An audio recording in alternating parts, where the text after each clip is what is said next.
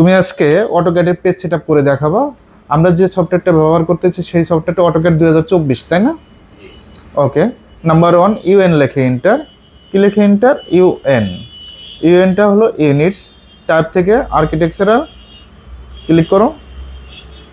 Precision থেকে 0 fit 0 ইঞ্চি, তারপর degree minute second. ওকে। D লেখে এন্টার। মডিফাইতে ক্লিক করো।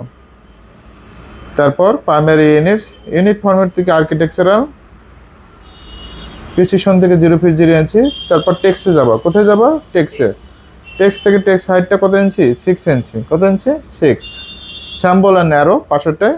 এখান থেকে আর্কিটেকচারাল টেক্সট, তারপর অ্যারো সাইজটা 4 ইঞ্চি। কত ইঞ্চি? 4। ওকে দাও। সেট করেন ক্লোজ।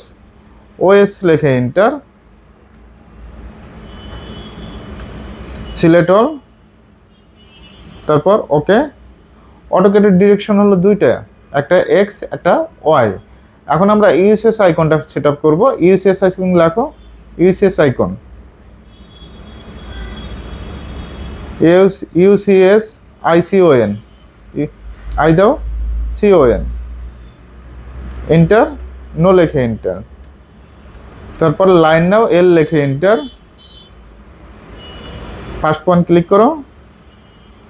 এখান থেকে লাইনটা স্ট্রেট করার জন্য কন্ট্রোল এল দাও। 4 ফিট। কত feet? 4 feet. Double enter. Okay. Zoom করো, ডাইমেনশন চেক দাও, ডিএলআই লেখে এন্টার।